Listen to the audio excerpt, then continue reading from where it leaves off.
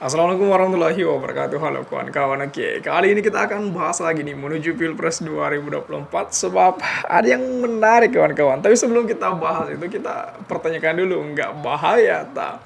Karena ada pertanyaan yang diberikan ke Surya Paloh. Itu pertanyaannya berbunyi bahwa apakah Pak Surya Paloh, kenapa Pak Surya Paloh tidak mencalonkan wakil presiden anaknya itu, padahal kan punya kesempatan itu.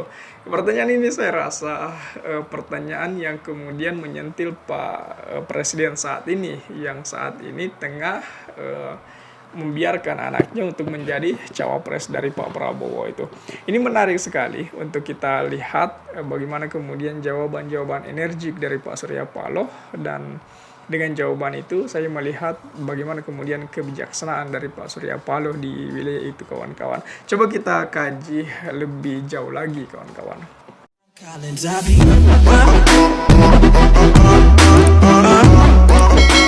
Nah, di bagian ini menarik sekali kawan-kawan, bahwasanya Pak Surya Paloh itu bilang walau saya punya kesempatan calonkan anak jadi cawapres, tetapi anaknya pantas tidak itu yang kemudian dipertanyakan Pak Surya Paloh itu. Surya Paloh bicara soal anaknya untuk menjadi wakil presiden kawan-kawan, dan dia mempertanyakan dia pantas tidak gitu.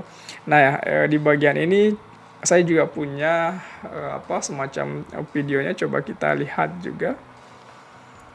Pak Surya izin bertanya, kenapa Pak Surya tidak mencalonkan anaknya sebagai wakil presiden? Tolong dijawab sebagai ayah, bukan sebagai ketua umum. Silahkan dijawab Pak Surya. Izin silakan Pak. Ini pertanyaannya ngeri-ngeri sedap. Harusnya ini pertanyaan bukan pada saya, bagi kita semuanya. Baiklah, saya pikir yang pertama, saya coba intip dulu anak saya ini. Saya lihat.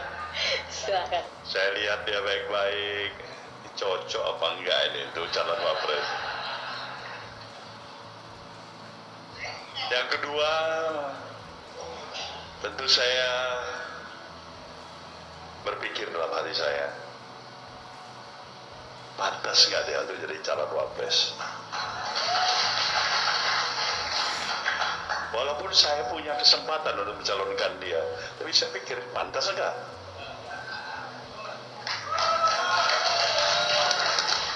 Yang ketiga, saya berharap ada suatu proses yang akan dan harus dia lakukan hingga mengakibatkan dia akan jauh lebih matang, mengalami proses jatuh bangun, membuat dirinya akan tegar, kuat, bagaikan anak elang yang bisa terbang hebat ke atas nanti.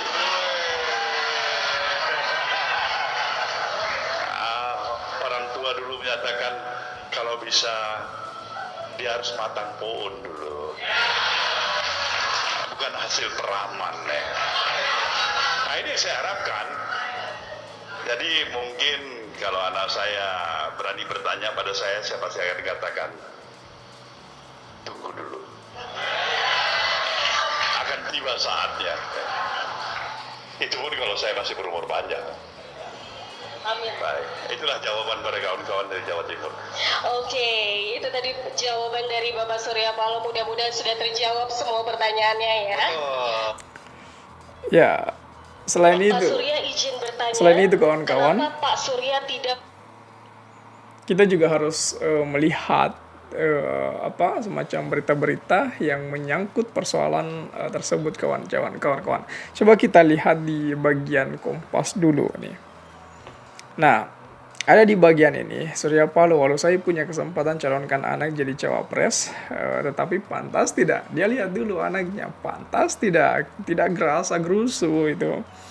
Nah, Ketua Umum Partai Nasdem, Surya Paloh mengatakan, ia tak akan memaksakan anaknya, Prananda Surya Paloh, untuk menjadi calon wakil presiden pendamping Anies Baswedan. Hal itu dia sampaikan Surya dalam pembukaan hari ulang tahun ke-12 Partai Nasdem di Nasdem Tower itu. Nah, awalnya pembawa acara membacakan pertanyaan dari Dewan Perwakilan Daerah Partai Nasdem Jawa Timur. Izin bertanya Pak Surya, kenapa Pak Surya tidak mencalonkan anaknya sebagai wapres? Pertanyaan itu disambut riuh para hadirin perayaan HUT itu kawan-kawan. Nah, Pak Surya kemudian menjawab dia telah memantau anaknya apakah sudah pantas dicalonkan menjadi calon wakil presiden atau tidak gitu. Kemudian yang kedua, tentu saya berpikir dalam hati saya, pantas enggak dia jadi calon wapres? Walaupun saya punya kesempatan mencalonkan dia, tetapi saya pikir ini pantas atau tidak gitu. Alasan ketiga, ia tak mengambil langkah untuk mencalonkan putranya sebagai pendamping Anies, yakni Prananda harus tetap berproses untuk bisa menjadi politikus yang matang katanya. Jadi seperti yang Pak Surya Paloh bilang tadi di videonya, ya anaknya harus mengalami proses dulu, jatuh bangun dulu, merasakan sakitnya dulu. Jadi dia harus belajar terbang dulu, sama seperti elang, tidak harus langsung terbang dengan sayapnya yang gagah itu, tetapi memang harus ada prosesnya dulu. Kemudian dia melihat apakah sudah pantas atau tidak. Disinilah letak kebijaksanaan sekaligus kewibawaan dari Pak Surya Paloh kawan-kawan. Dan saya rasa melihat Pak Surya Paloh mengucapkan hal demikian atau diberikan pertanyaan demikian, itu rasanya menyentil Pak Jokowi yang saat ini tengah melihat anaknya atau membiarkan anaknya begitu saja untuk menjadi cawapres dari Pak Prabowo. Itu kawan-kawan, apakah Pak Jokowi membiarkan karena memang sudah diberikan restu ataukah seperti apa? Karena mustahil jika hal tersebut tidak terjadi atau tidak didiskusikan dalam meja makan malam itu kan. Nah, sedangkan kita bisa lihat apakah kemudian yang jadi pertanyaan, anak dari Pak Jokowi sudah layak untuk menjadi calon wakil presiden ataukah belum itu kan menjadi pertanyaan kita semua saat ini. Apakah sudah layak Gibran untuk menjadi calon wakil presiden?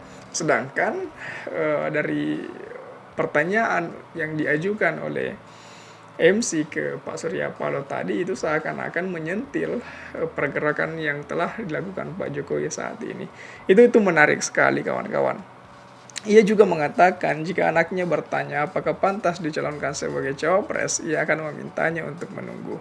Maka saya akan katakan tunggu dulu, akan tiba saatnya, itu pun kalau saya berumur panjang.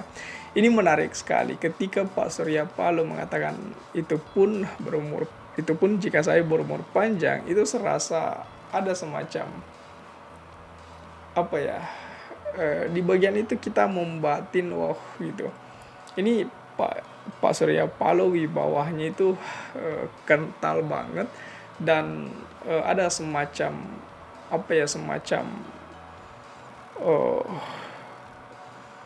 kagum juga. Kita sangat kagum dengan Pak Surya Paloh dalam mengucapkan hal itu. Nah, dia juga menyambungkan, baik itulah jawaban untuk kawan-kawan di Jawa Timur katanya. Kemudian kita lanjut lagi di wilayah setelah Kompas kita masuk di CNN. Nah, Surya Paloh jawab kader soal kenapa tidak usung anak jadi cawapres itu. Sama seperti tadi kawan-kawan, tetapi pasti di bagian ini ada yang ditulis berbeda kawan-kawan. Nah, ketua Partai Nasdem itu mengaku ingin anaknya melewati berbagai proses politik terlebih dahulu kawan-kawan. Nah, ini menarik sekali. Di bagian ini betul-betul menyentil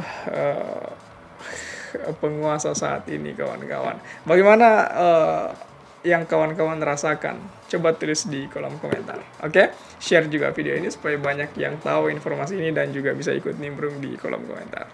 Oke kawan-kawan, jadi saya pikir itu saja dulu. Terima kasih telah tiba di sini. Jangan lupa subscribe agar tidak ketinggalan pada video selanjutnya.